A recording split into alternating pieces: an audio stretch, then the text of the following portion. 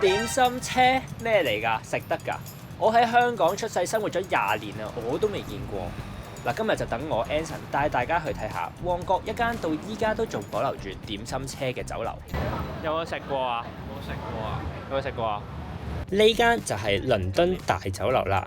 倫敦大酒樓咧，其實係一間老字號嘅傳統粵式酒樓。佢喺1979年開業，而佢最特別嘅地方咧，就係至今仍然保留住點心車呢種比較少見嘅飲茶方式。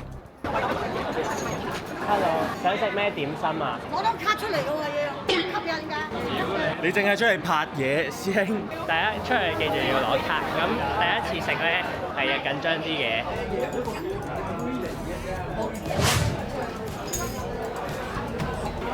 想係乜嘢？燒賣、鳳爪、蝦餃。呢個。金錢頭。好。唔該晒。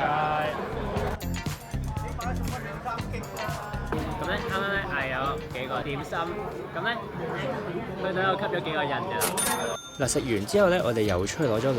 睇下呢個姐姐動作幾鬼快。嗱，呢個就係香港速度啦。呢段片咧完全冇加速啊，你可以感受到姐姐動作係幾鬼快手，咁快就可以將幾個點心送到我手上，完全唔使好似平時滑子仔咁樣等嘅。試下佢牛肉球，超級大粒，真係好香，勁好食喎！我食咗流口水啊！咁當我哋斟茶嘅時候可以做咩啊？簡單用2隻手指咧黐住喺個台面度敲。知道點解要咁樣敲咧？原來啊，相傳乾隆微服出巡嗰陣咧，親自幫大臣斟茶喎。咁大臣又唔方便真係跪低叩頭，所以啊就改用手指敲台，用手嚟代頭。久而久之就變成大家飲茶嘅叩手禮，而好似一個跪低嘅動作咁樣，代表咗一個感謝嘅意思啦。嗱，唔講你可能唔知啊，呢間酒樓咧其實有2層嘅喎。咁食完上面嗰層，我哋梗係要落樓下4樓望下啦。嗱，見到4樓咧，其實係更加之闊落㗎，而且咧食物方面都會有更加多嘅選擇。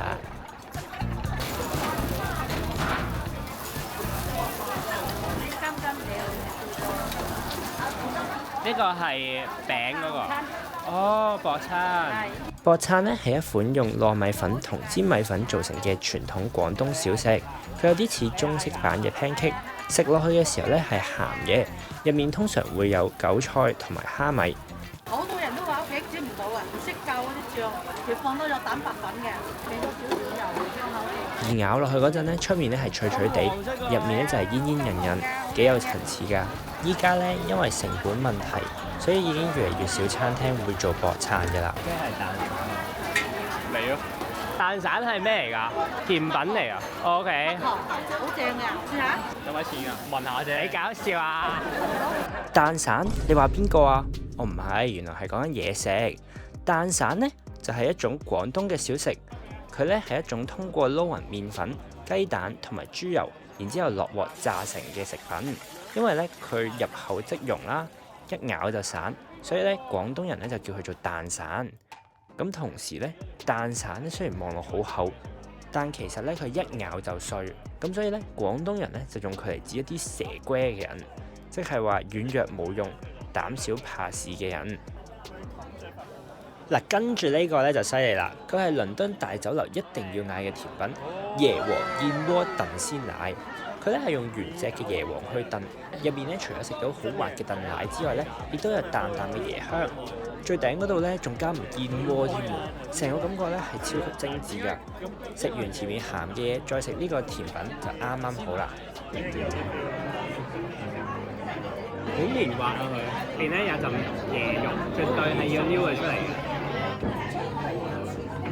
係好食嘅。我覺得呢間酒樓難得嘅呢，唔止係佢啲嘢食啊，仲係佢到依家都仲保留到呢種嘅舊式飲茶方式。喺講求效率嘅時代，大家都已經習慣咗滑紙仔，甚至乎用 QR code 落單，因為咁樣相比起推車仔嚟講，對餐廳更加慳人手，更符合做生意嘅邏輯。所以依家仲見到呢種酒樓呢，我覺得真係好難得㗎。連我都係去到20歲先第一次見到有點心車嘅酒樓。如果冇人珍惜，冇人留意，呢一啲咁嘅飲食文化，可能真係會慢慢消失。未必我哋每個人都要去食，但可能由關注開始，唔好去到佢真係冇咗嘅時候，先後悔以前冇好好珍惜。